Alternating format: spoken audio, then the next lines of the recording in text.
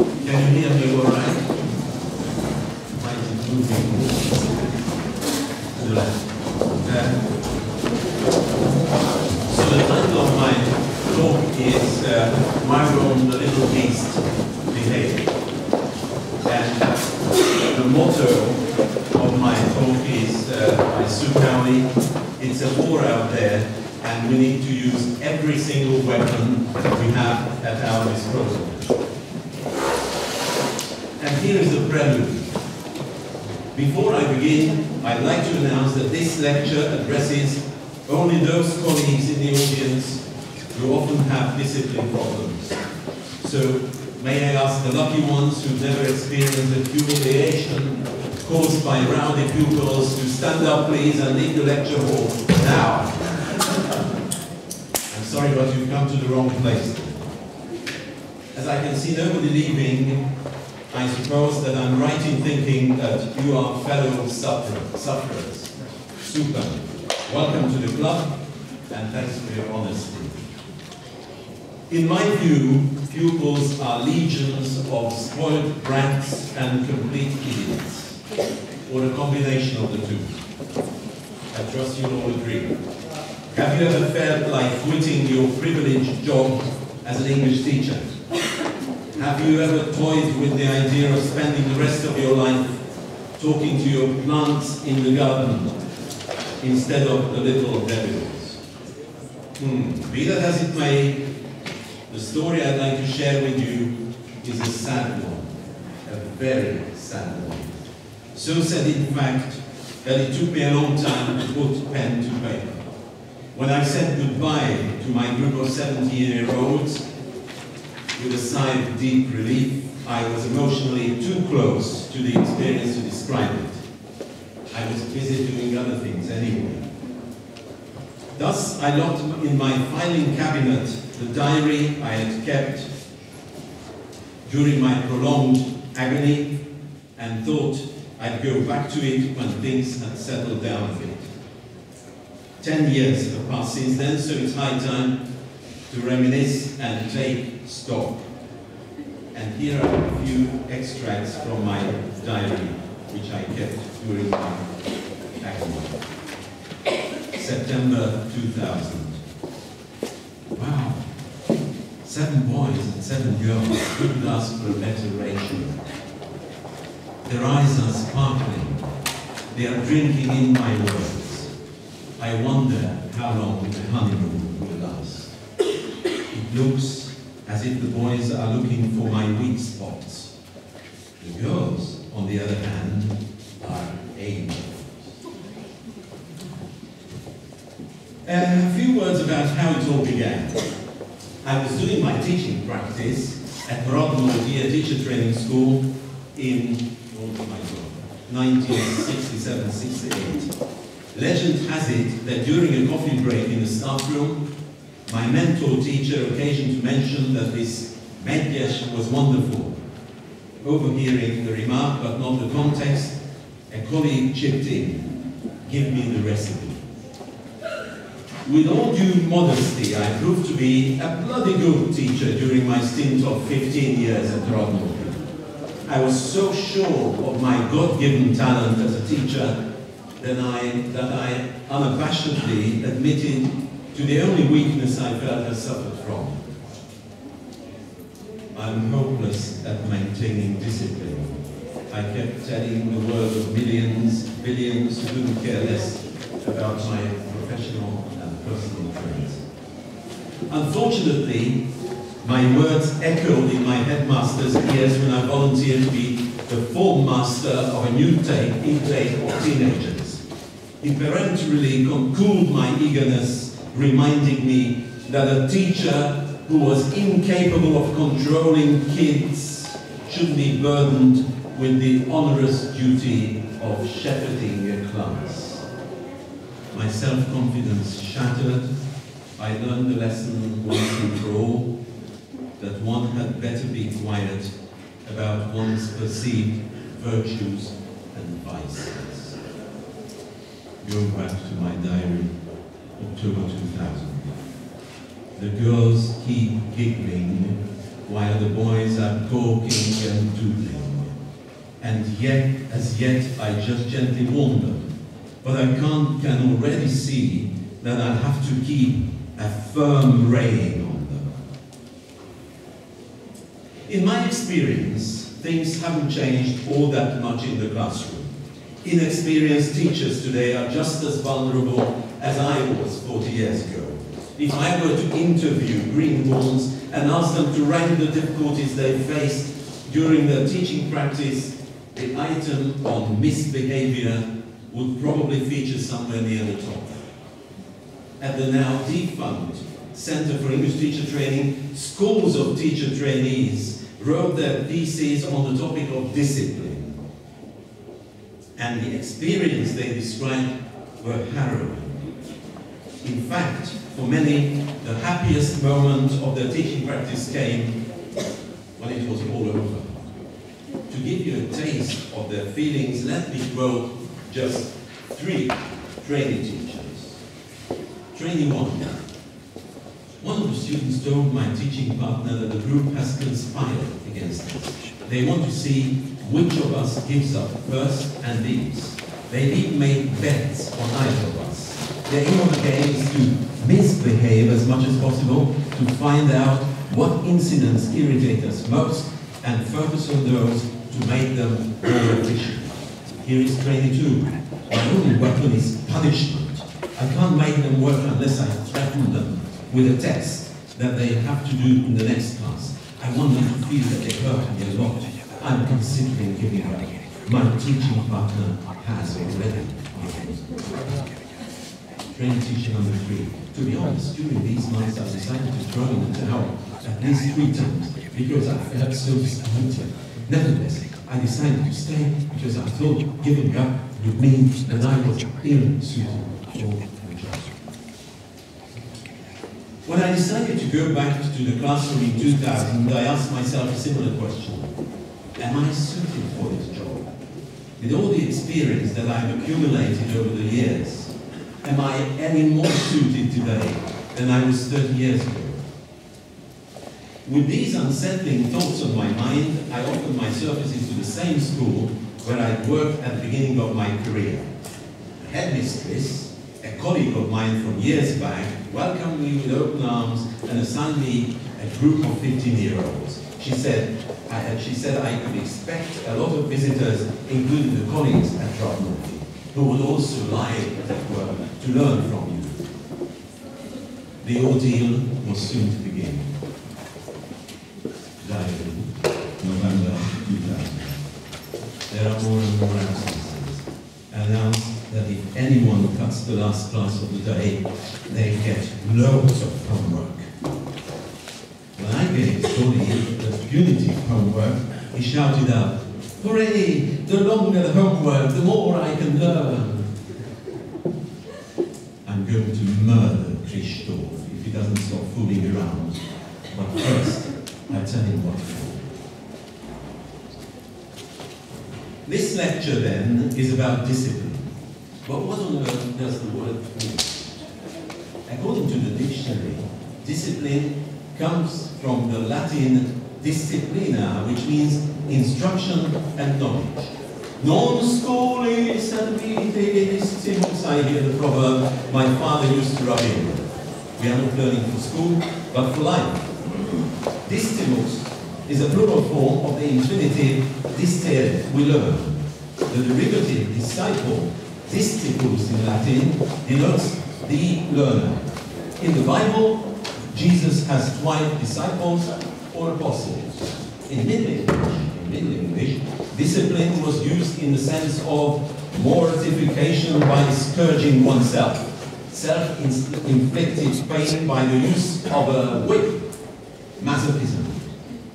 Discipline, in the Oxford Advanced Learners Dictionary, is defined as the practice of training people to obey rules and orders and punishing them if they do not. For example, Mr. Rooney keeps discipline in class. Accordingly, the equation may look like this: train, disobey, punish, obey. Incidentally, this reminds me of the 4-step drill, which looked like this: stimulus, wrong response, correction, correct response. However, dear friends, discipline has another meaning too. An area of knowledge, a subject that people study or are taught, especially in the university.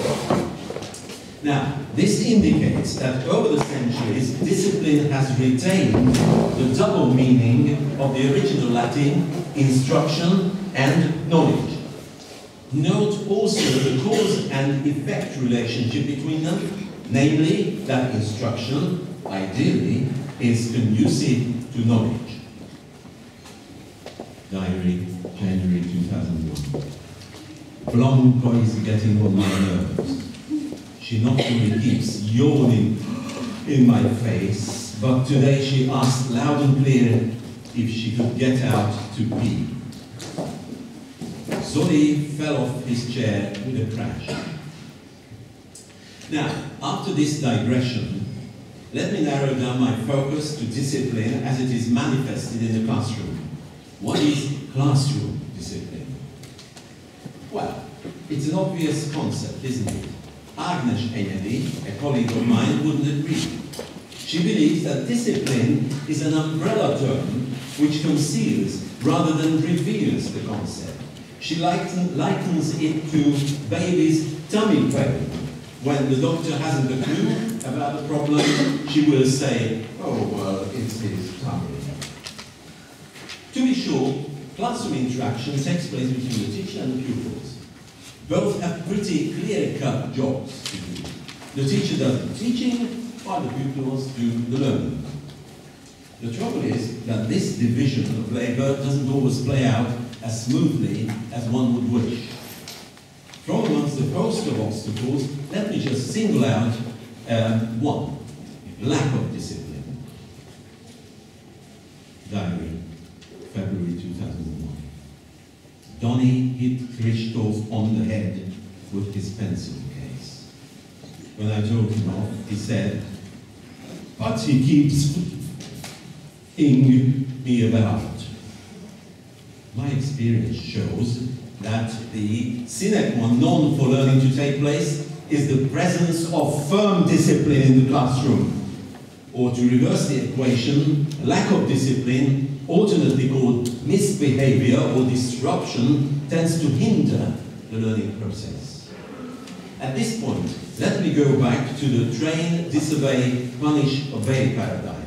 In the context of the classroom, teaching may be regarded as a tool for training pupils how to obey and, if necessary, for punishing them should they disobey. Learning, on the other hand, denotes the acquisition of the skill of obedience. Now, at this point, some of you may try out. I can't hear anybody try out, but anyway. Goodness me, how can anyone adopt such a draconian attitude in the 21st century? Spare the rod, spoil the child, ridiculous. Is it possible that this, what's his name, Medgyes, has never heard about a communicative approach, humanistic and learner-centered attitude? What has caused him to develop such an intense hatred of children? Thank God, he's no longer in the classroom. Good privilege. Well, I believe, dear friends, that your anger is largely fomented by contemporary ELTE literature, which gives classroom discipline short shrift, if it cares to bring it up at all. March 2001. How is it today? I can calmly put up with misbehavior, and tomorrow I'll crack up. Teacher, you should be more consistent. We've been practicing the I wish structure. Lottie produced this example. I wish you were my father, Mr. Medgyes, and made my day. In an attempt to confirm the validity of the assumption, I checked the back issues of English Language Teaching Journal between 1981 and 2013. 33 years in total. During this period, only one paper dealt with classroom discipline, believe it or not. One out of nearly 1,000 papers, as if this were not an important issue. I also perused the annual conference proceedings of IATEFL between 1998 and 2013. From the zillions of presentations, the topic of discipline was worth a mention by only one speaker. Well, two actually, because the presentation was given in tandem by two authors. Why this lack of interest, I wonder? Now, I think I seem to have found the answer. Authors and lecturers neglect this topic because the mere mention of discipline breaks taboos. It's a no-go area in English language teaching. It's considered to be politically incorrect, non-PC by the revered methodologists. But who the heck are these methodologists? In my opinion, ELTE methodology books and journal articles get written by non-experts as a rule. They may well be experts in some other field of study, but not in classroom teaching. They don't have chalk on their face. We do. Generally, they are native speakers of English, which we are not. The few of them who happen to be non-natives have lived in native English-speaking countries for a long time, unlike us. These guys fall into three distinct categories. To one category belong those who are located in universities and colleges. They never visit schools except when their research project prods them to do so. As such, they are outsiders. We are insiders. The second category comprises teachers who are employed in the private sector and teach fee-paying adult students usually. In contrast, we work in the state sector and teach children along the age continuum. Our priorities are completely different from theirs. They are a minority, we are mainstream. The third category is constituted of freelancers who write ELTE materials for a living and have long lost touch with classroom teaching if they ever try their hand at it. They receive royalties, we earn a salary. a rather meager salary at that. Diary, April 2001. I got tough today. I said that if they open their mouths again, they'd have to copy out the whole text of the unit. And if they went on talking, I said they'd copy the workbook text as well. My words sank in. They worked in complete silence. Today, Victor, not Orban, today Victor talked off topic. I gave him the penalty at once. I hope I won't forget to check it next time, though. The individuals in these three categories have a few features in common. One, they have nothing to do with public or state education. Two, they live hundreds of miles away from their target audience scattered around the world. And three, they haven't a clue about the nuts and bolts of the ELTE classroom. In this regard, let me quote Norman Whitney, the former editor of English Language Teaching Journal, who reported on an international conference like this. At the final round table, the panel of well-known experts, all with extensive lists of publications in our field, was asked by a teacher how they would handle a particular discipline problem. The questioner described the problem carefully and sensitively. The panel was all but stunned into silence. Now, oddly enough, it's these professional amateurs who preach about how to do things right in the ELTE classroom. Believe me, dear friends, these guys are bigoted missionaries, pompous eggheads, cynical bastards, and wanted criminals. One or the other. My apologies to a small number of exceptions. Diary, 2001. On my way to school, Juji and Blanca cried after me. "Hi, Uncle Petty."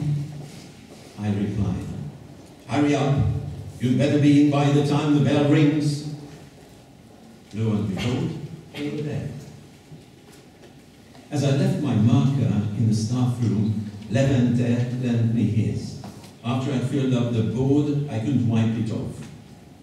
At this point, Levente stepped up to me and meticulously washed the dashboard clean with his saliva.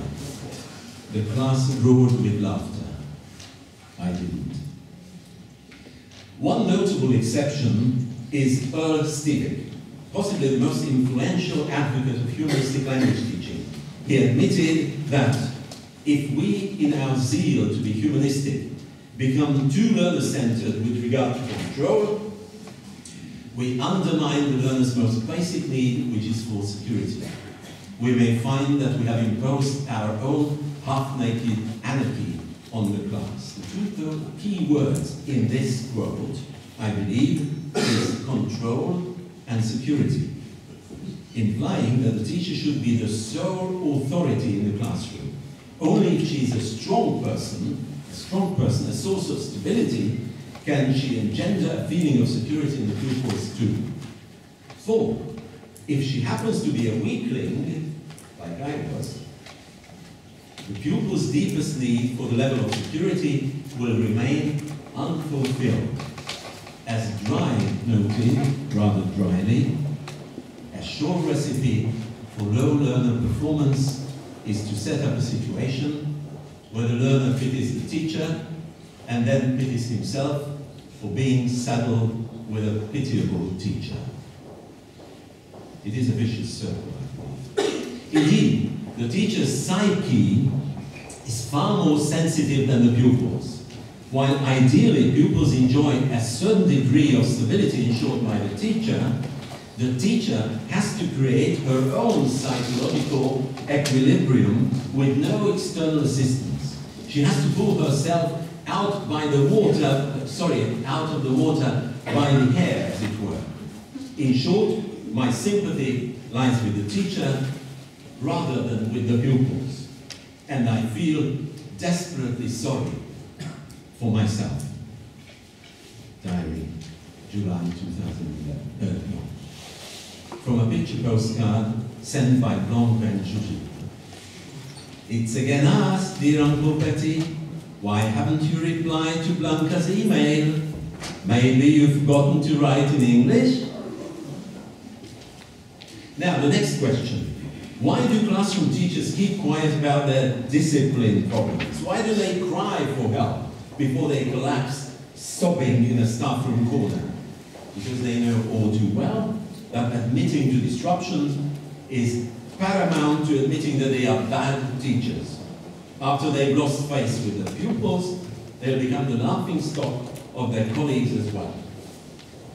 When as a young teacher I admitted publicly that my classes were often a mess, I unwittingly declared that I was a failure.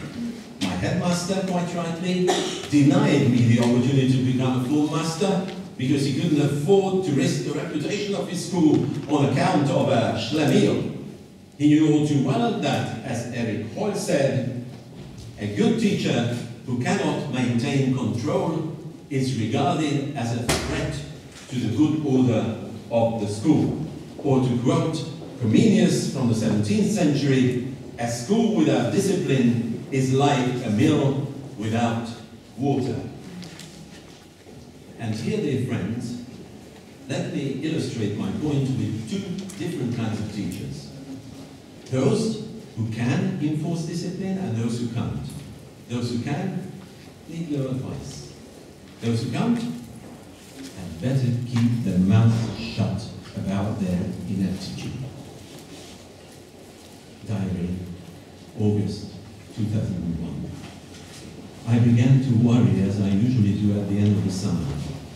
Why the heck am I torturing myself, drilling good-for-nothing kids? Another exception who often swept the dust under the carpet is Penny Ure. In fact, she devoted a whole chapter to classroom discipline in her outstanding book, A Course in Language Teaching. However, instead of bemoaning the misbehaved class, she described the characteristics of the well-behaved class. Now, what are they? What are the possible characteristics of the disciplined classroom? And here it goes. Learning is taking place. It's quiet. Teacher is in control. Teacher and students are cooperating smoothly. Students are motivated. Lesson is proceeding according to plan. Teacher and students are aiming for the same objective. And finally, teacher has natural, charismatic authority. Penny Ure assumed that each of these features fosters classroom discipline, in varying degrees though. Diary, September 2001. This year, I'll try to impose iron discipline and keep smiling at the same time. So far, I've examined the main features of the disciplined classroom. Next, I'll talk about teachers who are capable of imposing order. Now, who are these wizards, I wonder? In her book, Getting the Buggers to Behave, and that's where I stole my title from, Sue Cowley conducted a survey among school pupils. Pupils said that teachers who are able to control the classroom fall into two main categories. One category is that of the strict and scary teacher. Her attributes may be summarized like this: the strict and scary teacher. She demands perfect behavior at all times. There is a high level of control over the pupils. She tends to shout at pupils when applying a sanction. She makes frequent use of sanctions to control her classes. She imposes a sanction at the first sign of misbehavior. To the other category belongs the so-called firm but fun teacher. She may be described like this: the firm but fun teacher. She tells the class what she expects in terms of behavior right from the start and sticks to these rules consistently. She will shout if necessary, but normally doesn't need to. She makes the work interesting and sets her pupils hard but achievable targets. She does use sanctions, but will give a series of warnings first. She gets to know her pupils on a personal level. Now, At the other end of the scale, and this is the third category of and this is my invention, there is the soft and shaky teacher, who is unable to control the class. And like predators, sensing a weakness in the prey, pupils regard this type of teacher as fair game. They are there to get her. For illustration, here's a typical story a colleague of mine told me. Quite an experienced teacher too. As former mistress of a class of teenagers, I discovered that they couldn't get on with their chemistry teacher. I was puzzled, because she was nice, helpful, and knowledgeable too. When I asked the pupils what the matter was, they just shrugged their shoulders. In the end, one of them blurted out, "Look, the moment a teacher enters the classroom, we know whether we can eat her for breakfast or not. We just know, that's all." Diary, November 2001. They are becoming more and more unruly. I gave several kids a penalty assignment with this title, "Why is discipline important in the English lesson?" Donnie gave a short presentation for the group. The title was "A Historical Overview of Instruments of Torture." Lottie and Zolly have become far more disciplined since I seated them with Flora and Dorothy. Now, here is the question, friends, and I'd like to test you on this one.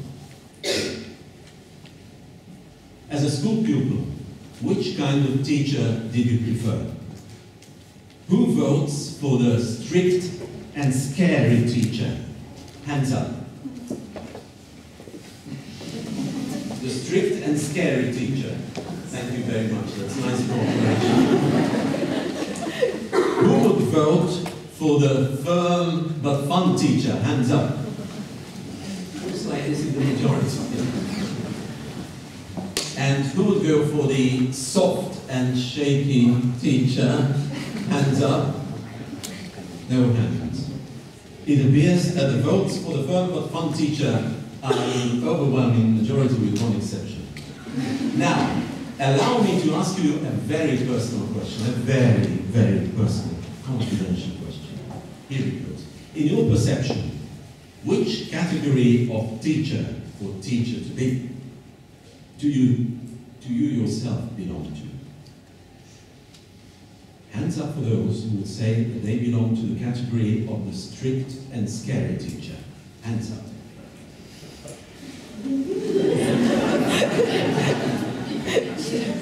The firm but fun teacher, hands up.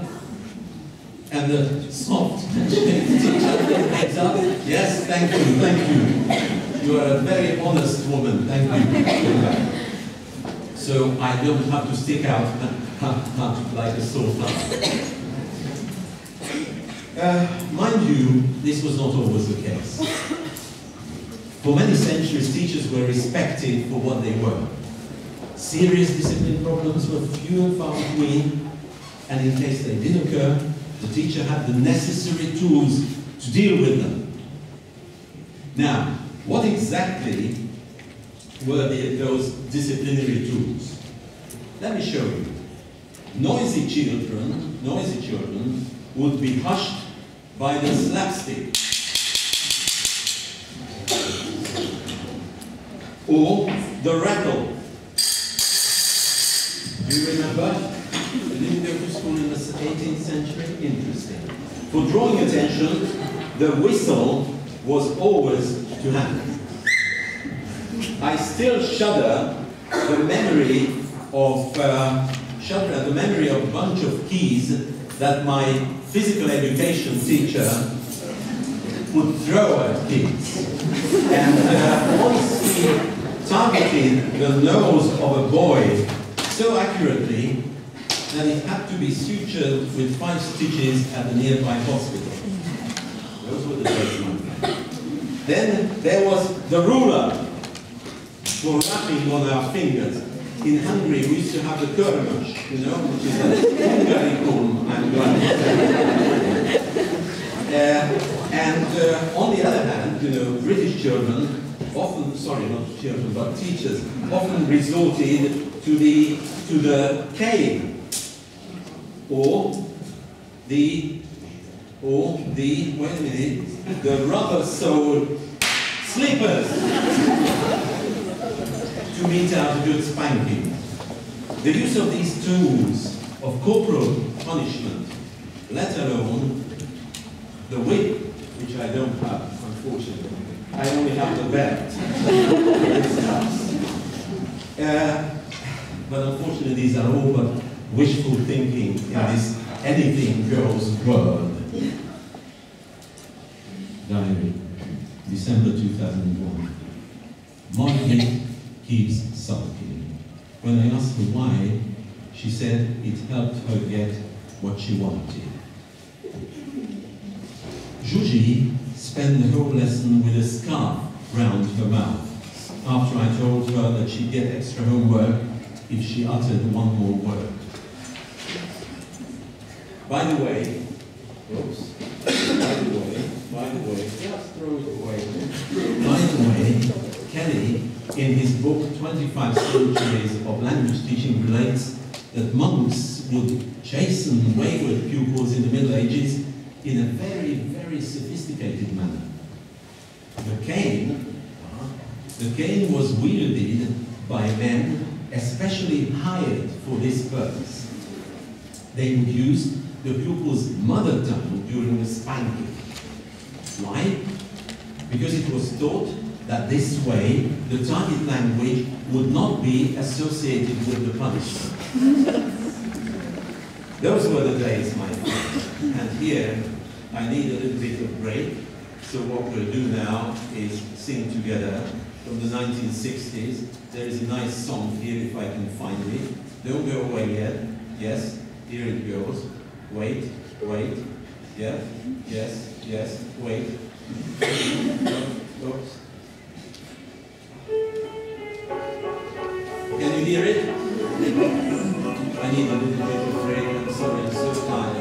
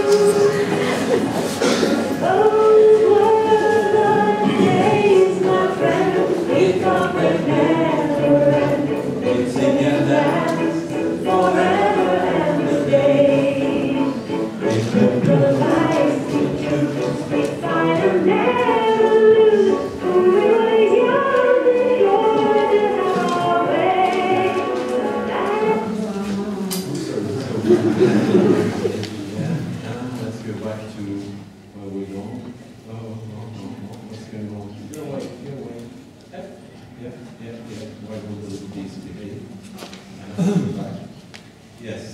Oh, here it is. Yes. So, back to the present. While I keep talking about misbehavior, I haven't yet provided examples of disruptive acts. At the far end of the scale, there is violence, physical abuse, such as jabbing the neighbor in the bottom with compasses, or verbal abuse, such as telling the teacher to buzz off. Far more often, though, the teacher's authority is challenged by less extreme incidents. Now, what are these incidents?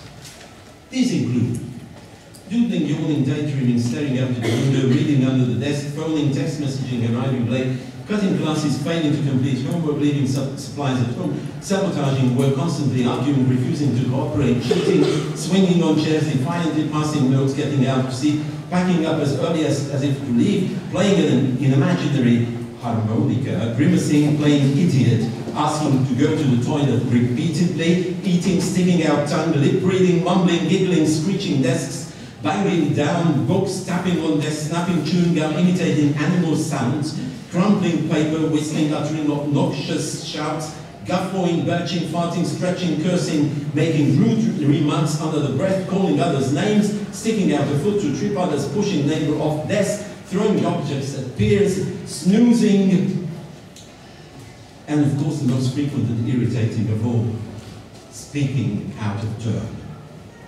I realize that my list is far from being exhaustive. It includes only those instances of misbehavior which occurred to me during my wretched 2 years at Rodnoti, as testified by my diary.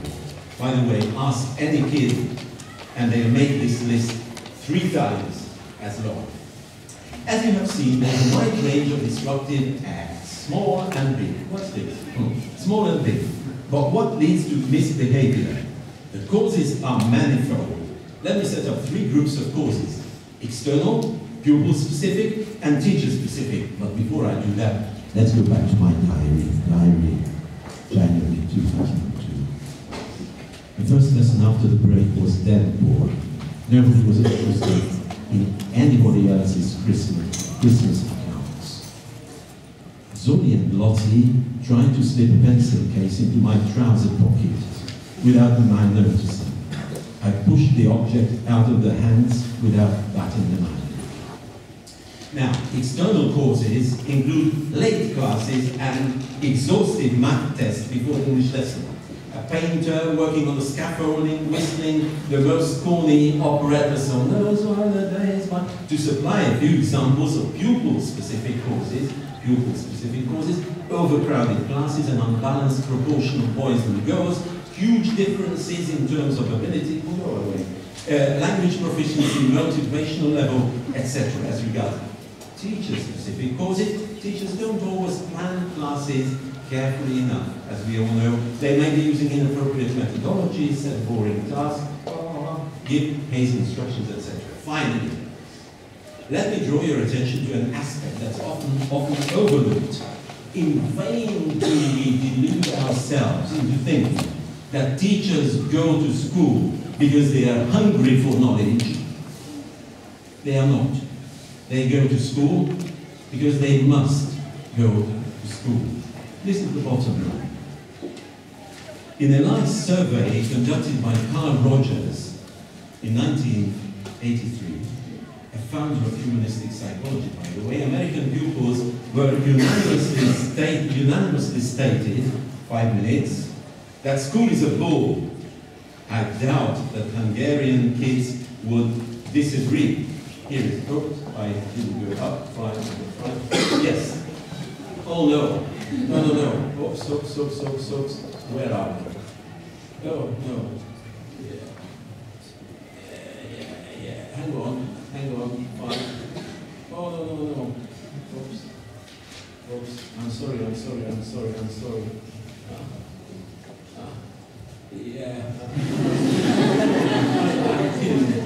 Yeah, okay, so it's dead boring. School is dead boring, let's face it. The children are bored out of their minds. The fact is that kids want to get classroom work done with a minimum of energy and effort, and often look for opportunities to goof off. Basically, their motivation isn't fueled by their teachers, but by their peers with whom they share the most exciting years of their lives. The knowledge and skills they pick up along the way is merely a byproduct. Died in February 2002.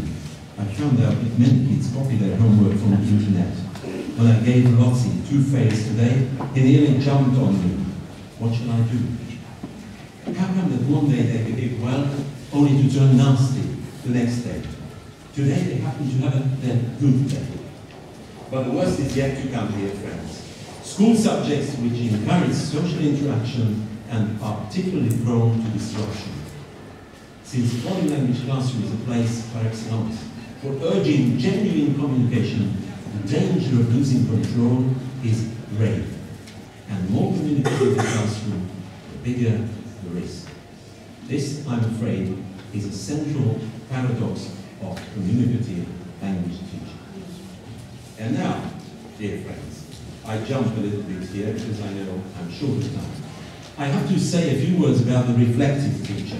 If there is one idea which permeates contemporary educational thinking, it's the idea of the reflective teacher.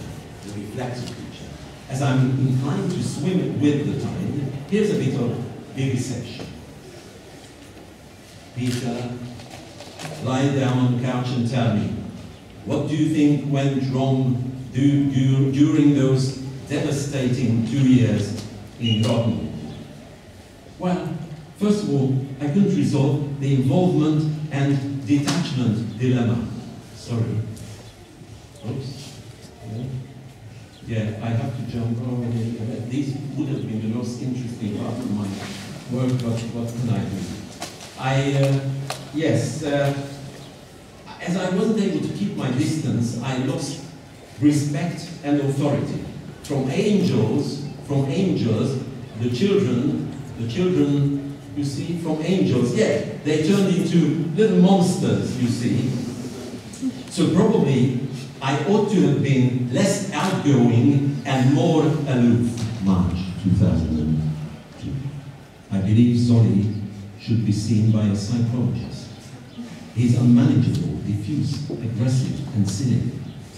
I'm unable to prevent disruption. Christoph and Esther have the cheek to throw paper pellets at each other and burst out laughing at every successful hit. The second snag, dear friends, was that I loved my pupils with all my heart and made no bones about my tender feelings. A boy's confession about his parents' divorce brought tears to my eyes. A girl smiled at me affectionately, and I was at cloud nine. With hindsight, I realized that I should have concealed my emotion. Finally, I wasn't able to restrain my yen to guffaw. Somebody pulled a silly face, and I burst out laughing. Now, there are two situations in which you are ill-advised to laugh: when you teach and when you make laugh. Clearly, I should have left my grin in the staff room, or rather, at home. So, the 3 lessons for you, everybody to learn, are these: don't get too close, don't show your affection, and don't laugh. I need 2 more minutes. And now, here. This is the last but 1 page. In other words, behave like a teacher. Be strict and scary.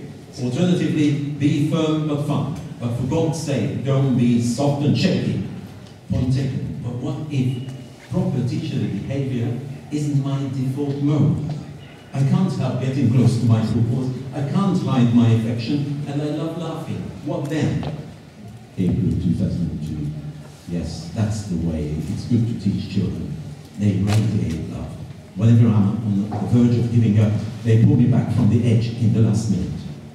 Half the group was missing. I lost my temper, but mainly because even the ones who were there wouldn't stop chatting. And here is the last bit of my talk. Well, in that case, if you can't help being what you are, you have to come to terms with it. And you should stop whimpering about rambunctious teenagers, because that's what teenagers are like. Look, barbers, don't grumble about all the hair that falls on the floor. They beautifully sweep it up, only to have another shower of hair shed by the next client. And so it goes until sunset. Likewise, seldom does the traumatologist complain that they had to chop off the foot of a driver injured in an accident. He had no time to whine anyway, because if they pushed another patient, eagerly waiting for her arm to be amputated below the elbow, owing to blood poisoning caused by a rose thorn.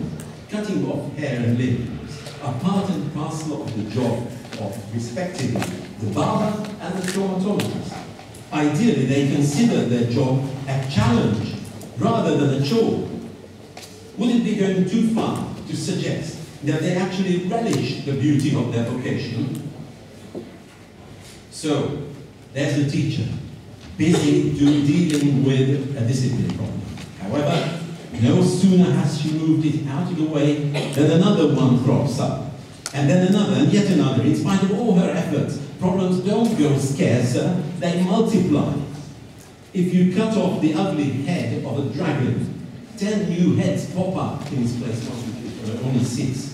Let's face it, there is no such thing as stamping out discipline problems once and for all. The job of forking out all the manure by from the Augean stable verges on the impossible. This being the case, there are 3 alternatives before the teacher.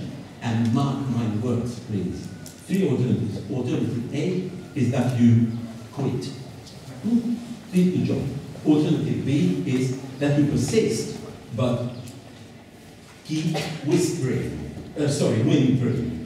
And alternative C is that you accept pupil misbehavior, matter-of-factly taking up the challenge and deriving pleasure out of this perennial struggle. In 9 cases out of 10, you are defeated. No big deal. Each time you get up, on your feet again, smiling, waiting for your knockout punch. And here is the code. Wait. You haven't had the code there, so they come. As I was saying goodbye to my group in 2002, I confessed that I should have done a better job. The main thing in which I turned out to be a disaster was my inability to keep a firm grip. At this point, the kids gave me a puzzled look. Then the naughtiest boy broke the silence and said, "What? But we were at our best in your class. If you'd seen us in other classes, So it's all relative. Then they gave me a goodbye present. It was a tile they chiseled out of a wall of the school building. And the inscription said, "I love my teacher," signed by all 14. And the building is still standing. Yes, my friends, you are fools if you sacrifice the fairy briefness of your lives in hopes of paradise or fears of hell. No one transcends. There's no future and no past. There's no remedy for death or birth, except to hug the spaces in between. Live loud, live wide, live tall. And that will be